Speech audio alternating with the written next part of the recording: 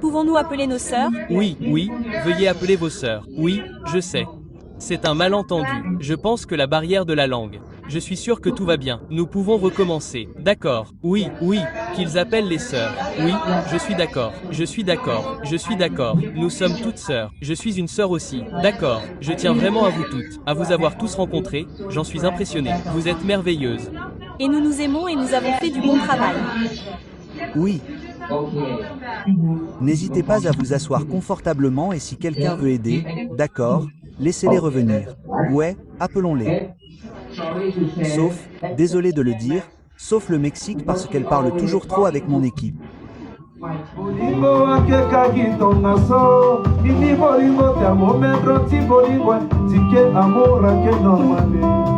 Bonjour ou bonsoir à toutes et à tous, en fonction de l'heure où vous regardez cette vidéo, et bienvenue dans la chambre rose. J'espère que vous allez bien. Pour celles et ceux qui me découvrent, moi c'est Nini Bolingo, ici on parle un peu de tout. Je suis ravie de vous recevoir pour cette nouvelle vidéo sur ma chaîne. Je suis très contente de vous recevoir pour cette vidéo. Alors soit c'est ma première ou soit c'est ma deuxième vidéo sur le sujet de Miss Univers. Voilà, j'ai décidé de vous en parler un petit peu, des actualités et tout. Donc voilà, soit j'ai déjà sorti une vidéo avant que vous pouvez aller voir où je vous ai présenté toutes les Miss, enfin j'espère en avoir oublié aucune, en tout cas j'ai vraiment fait l'effort d'aller toutes les chercher. Les Miss africaines Univers pour que vous puissiez vraiment voir qui sont les Miss Univers en liste qui se présentent pour l'élection donc de Miss Univers 2026. En fait il y a eu un gros drama, je sais pas si vous l'avez suivi ou pas, mais j'ai pas vu beaucoup de contenu francophone en parler. Donc du coup je me suis dit que ça aurait été sympa d'en parler avec vous et de voir aussi votre opinion sur le scandale qu'il y a eu et comment est-ce que vous auriez réagi. Alors de ce que j'ai compris, suivez un petit peu tout ça quand je me coiffais, et de ce que j'ai compris, donc toutes les Miss du monde entier se sont réunies pour le concours de Miss Univers 2026 qui se déroulera cette année en Thaïlande. Donc du coup le comité Miss Univers Thaïlande, dirigé donc par Nawat, c'est son nom, on va beaucoup parler de lui aujourd'hui, est en mission de recevoir les Miss Univers de cette année, et donc c'est un peu lui qui a la manœuvre du bon déroulement des choses, même si je crois qu'il ne détient pas de part de Miss Univers en lui-même, mais que il est le directeur par contre de Miss Univers Thaïlande.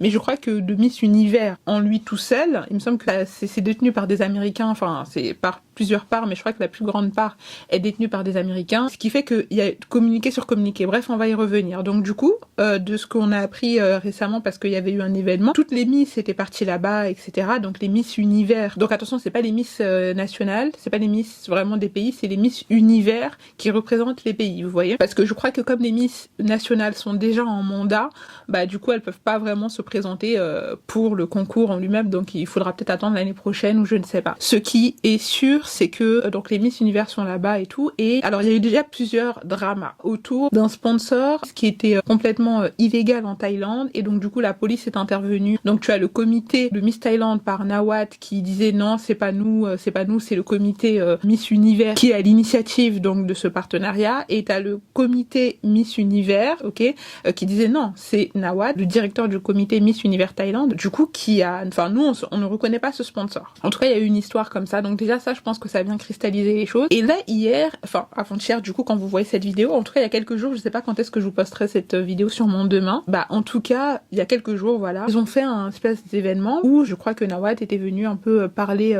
aux Miss, peut-être se présenter, je ne sais pas, mais il y avait un concours qui avait été mis en place. Et en fait le concours c'était qu'il fallait que chaque Miss fasse, on va dire, la promotion de la Thaïlande, etc. Et au-delà de ça, en fait il fallait qu'elles disent à leur support, à leurs fans, de voter pour elles pour gagner en fait un dîner avec Nawat, donc le directeur du comité Miss Univers Thaïlande. Donc le but c'était de gagner un dîner avec lui, ce que je trouve un peu discutable. Normalement pour moi, c'est mon avis, vous me dites ce que vous en pensez, mais tu es le pays hôte, tu as des responsabilités, tu es censé venir accorder en tout cas un temps à toutes les Miss. Après je sais qu'il y en a plus de 100 et quelques, mais au moins faire un dîner, un déjeuner ou je sais pas, où tu vas, soit tu fais un question-réponse où les Miss peuvent poser des questions, ou tu fais un truc on va dire vraiment pour pouvoir que chaque Miss se sente inclus, et voilà, je trouve que ce système de voter pour avoir un dîner avec lui, surtout en plus quelqu'un d'aussi antipathique, je suis désolée. La façon dont il parle aux Miss, on y viendra, ça donne pas du tout envie de déjeuner avec lui, quoi. Enfin, je veux dire, moi je pense que j'aurais dit aux gens, ne votez surtout pas, me votez pas pour aller déjeuner avec lui, gardez vos votes pour justement le concours Miss Univers, parce que c'est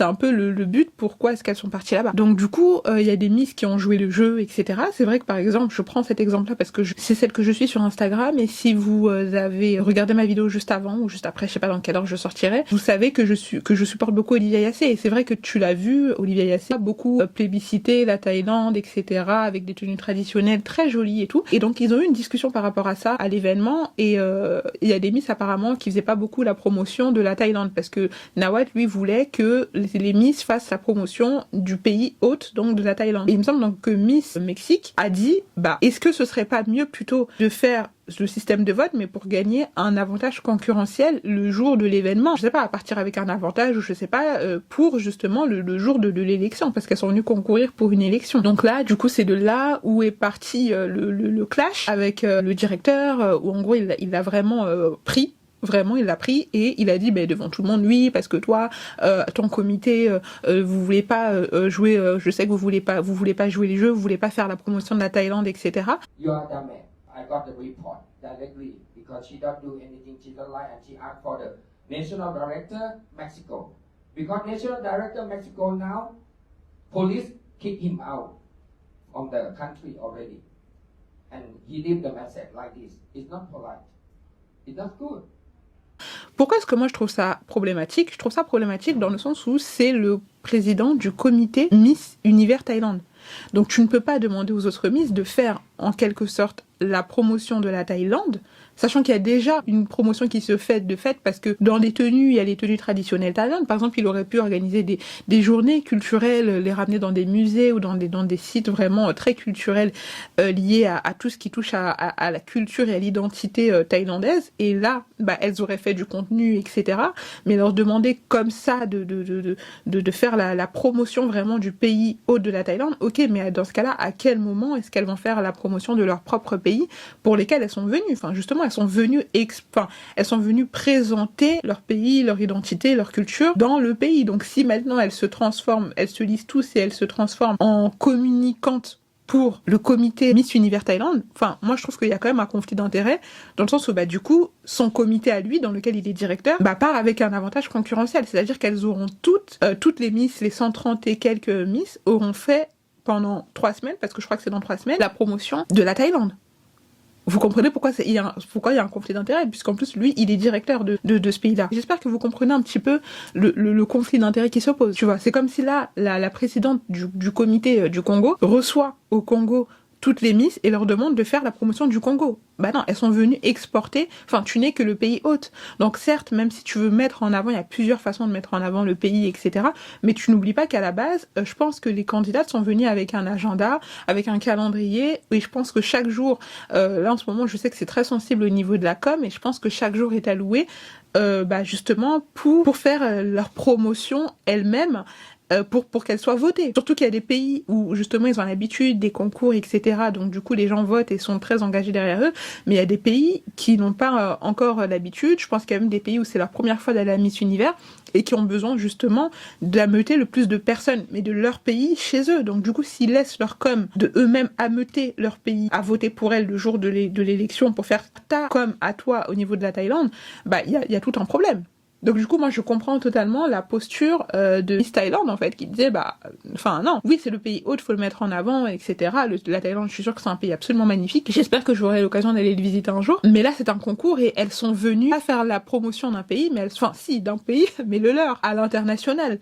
Donc du coup, j'espère que vous comprenez un peu la pensée. Et donc, Miss Mexique a énoncé ce propos et le mec est parti mais complètement en vrille. Tu vois, c'est normal. Par exemple, elle se lève pour parler et il la reprend en mode non mais pourquoi tu te lèves, etc. Pourquoi tu te lèves? Mais justement, normalement quand t'es dans un truc comme question-réponse et tout le monde est assis, pour te démarquer, enfin moi c'est logique, je sais pas, je suis comme un truc de question-réponse un peu conférence, il y a un conférencier qui me donne la parole, je me lève pour qu'il puisse me voir et pour qu'il puisse directement s'adresser à moi, mais en aucun cas c'est pour dire que je l'insubordine ou quelque chose comme ça. C'est pas un truc de manquer de respect, ou vous voyez ce que je veux dire ou pas? Et donc lui, je sais pas, apparemment il a réceptionné comme ça, et il a commencé à très très mal lui parler, mais devant tout le monde. Mais vraiment, je trouve qu'il a manqué de savoir-être, de savoir vivre, et surtout de lui parler comme ça. Pourquoi vous vous levez pour me parler?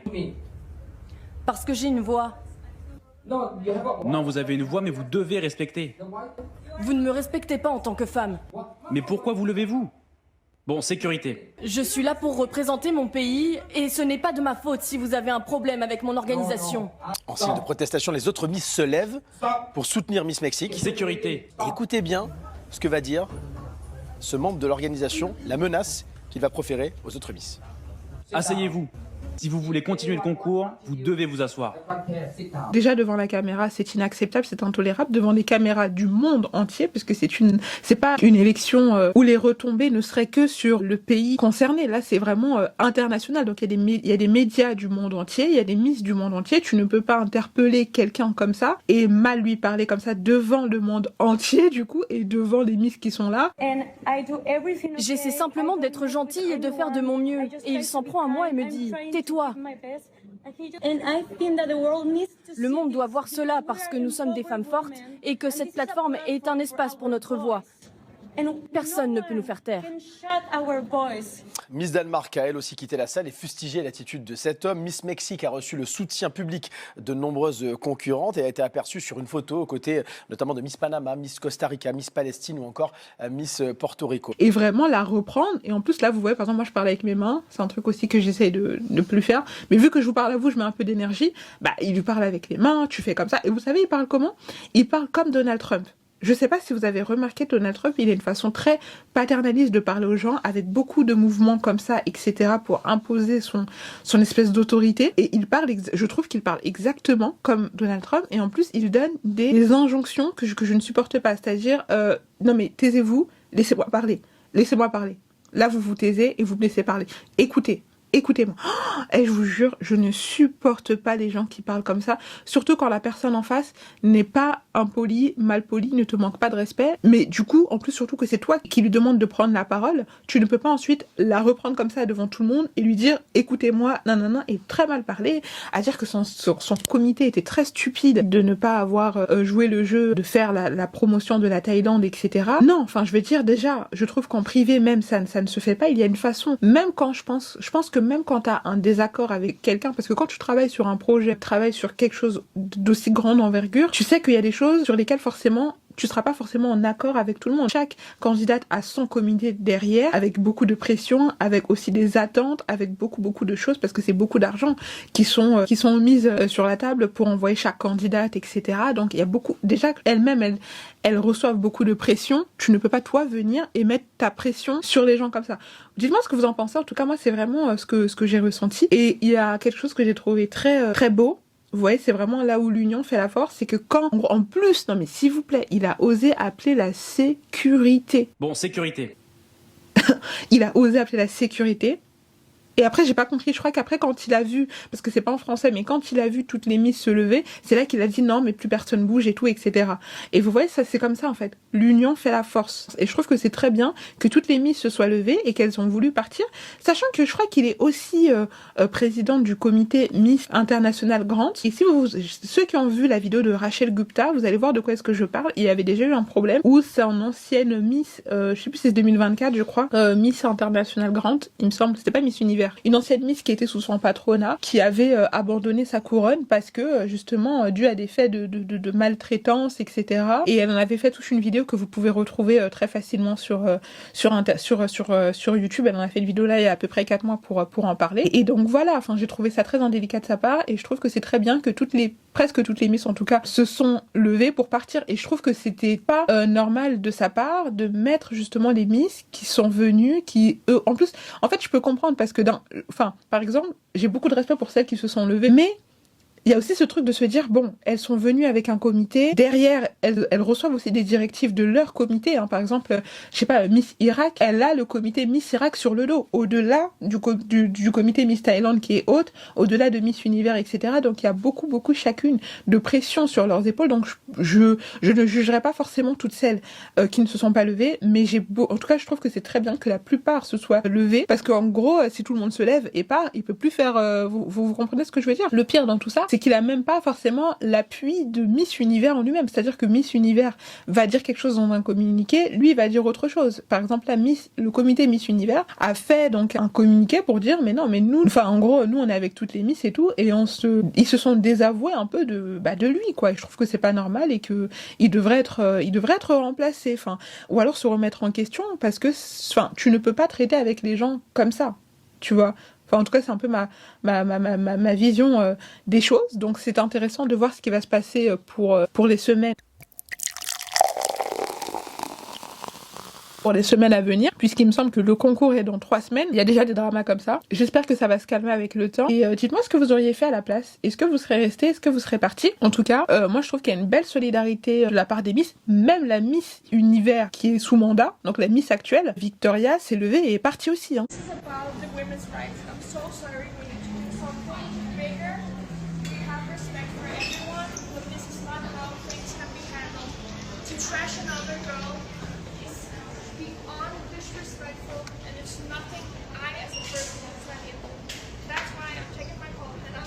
Oh my god! Oh my god! Oh my god! Oh my god, just leave it! Oh my god! En disant que c'était intolérable, etc. Et voilà. Enfin, c'est pour vous dire la gravité. La Miss actuelle s'est levée et est partie avec Victoria. Et bon, apparemment, je crois que Miss Univers a affrété une délégation qui est partie là-bas. Et je crois que, parce qu'il y avait des images où on voyait la Miss Mexique partir dans une voiture, etc. Apparemment, elle est encore là. Donc, elle est encore là.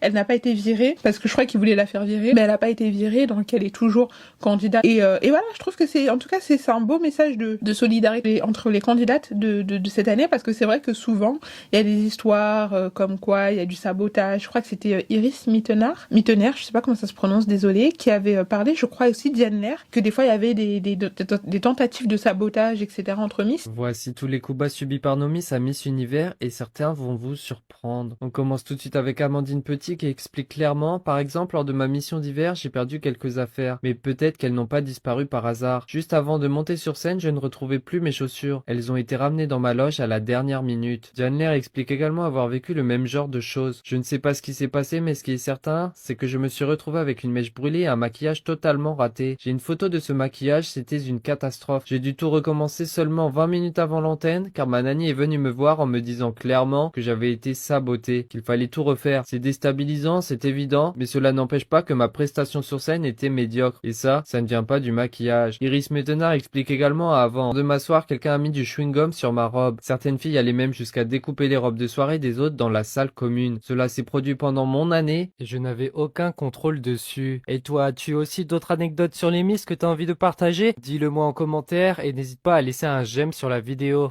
Donc là, je trouve qu'il y avait une très belle solidarité. J'ai beaucoup aimé le fait que Olivia Yassé, donc qui représente la Côte d'Ivoire, et Dorcas Dienda, qui représente le Congo, aient fait une vidéo ensemble. Enfin, une photo ensemble, pardon. Je trouve que c'est un beau message de solidarité, parce que vous savez, par exemple, quand c'est la CAN ou quand il y a des élections comme ça, culturelles et tout, souvent les gens vont un peu trop loin sur Internet, s'insultent et vont très très loin, ça parle de prostitution, du PIB du pays, etc. Donc je trouve que c'était un très très beau message de leur part, de faire une photo ensemble. J'espère qu'elles vont encore créer du contenu ensemble, et qu'en fait, justement, plutôt que de se voir comme rivales, autant se dire, viens, on se met ensemble, et si c'est pas moi qui remporte le concours, au moins c'est toi, mais qu'on ramène la coupe à la maison, tout simplement. Et voilà, en tout cas, on va continuer à regarder un peu l'actualité. Dites-moi quel est votre préféré, dites-moi qui est-ce que vous soutenez, vous êtes pour quel pays, est-ce que votre pays candidate pour Miss Univers, qu'est-ce que vous avez pensé de cette situation, et voilà, en tout cas, je salue quand même le courage de Miss Mexique, qui a su quand même de façon très posée dire ce qu'elle ressent. Please come here, darling, we want to see you. Oh, I'll give you a hug. I'm sorry. How are you? You okay? How are you? Fine. You're looking so gorgeous. Yes. I love Thailand. I love love you people. You are so kind to me. I appreciate that with all my heart, and I stand here. No one can silence my voice. That's what I'm here to share a message. And I want to say to all my people back in Mexico, here I stand, more strong than ever, and no one will silence my voice. And I love you guys.